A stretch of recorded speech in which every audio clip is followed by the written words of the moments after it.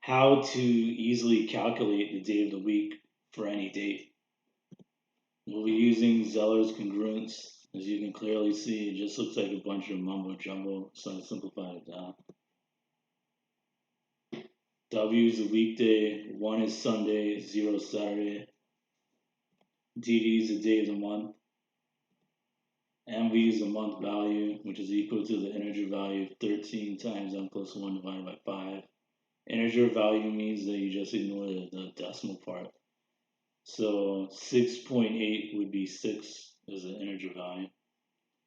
The M value is the same except that for January it's 13 and February it's 14.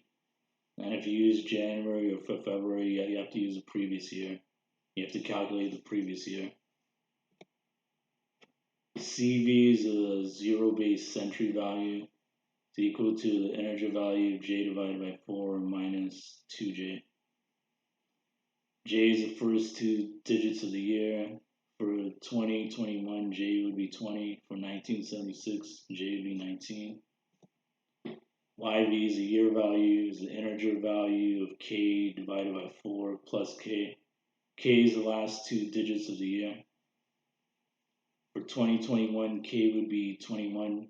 For 1976, K would be 76. But there's some tricks to this to simplify it even further. There's a quicker way of finding MV. There's only 12 possible values, 12 possible months, so you can just calculate those values and create a reference table. And you can mod down that value as, by 7. Since it's modding by 7, the result will still be the same. And you can just memorize those values. Here's the table. January, March, and December actually have the same month number. The MB value is the same month number. For December, I could have modded it down to 5, but I kept it as 12 because it matched into the month number. You just have to memorize this, and then you can calculate it really quickly. For CV, a quicker way is the same strategy. Almost every year, the majority of people are going to start with 19 or 20. So you just have to remember the CV value would be 1 if the year starts with 19. The CV value would be 0. The year starts with 20. It looks like for YV, that's the only one you have to really calculate because no one's going to memorize 100 values for it. Or you could memorize the recent year digits, like the 2021 this year, the YV value is 5. Let's test it out. Let's say I'm having a Halloween party this year and I want to find out what day Halloween lands on. Let's plug it in.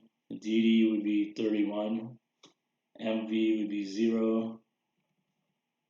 October 0. CV would be 0. Starts with 20, so CV 0. YV is 5. So now we plug it in. What do we get? 36 mod 7 is 1. So Halloween's on Sunday this year. Sunday's actually pretty good pretty good. I can have a Halloween party on Saturday or Friday since Halloween's gonna be on Sunday. Let's say your parents or something, someone was born May 17th, 1958. You want to find out what day that was. We plug it in. DD is 17. May is 1. The CV value is 1. CV is 1. And then we got to calculate YV, which comes to be 72. But modded by 7 is 2. Now we plug it in. 21 mod 7 is 0. That day was Saturday. And you guys can verify this that it really is accurate. Now let's try January 1st, 2022. But since we're using January, we have to use the year values for the previous year, 2021 instead. So plug it in. What do we get? 0, Saturday. Wow. New Year is going to be on Saturday. A lot of people are going to be disappointed. They won't get a day off. Now let's try a more advanced example. Let's say you want to find all the months with Friday the 13th in it. for just this year, 2021. We plug in all the values. W is 6 because if you look at the weekday value, that's Friday at the very beginning. See, 6 is Friday.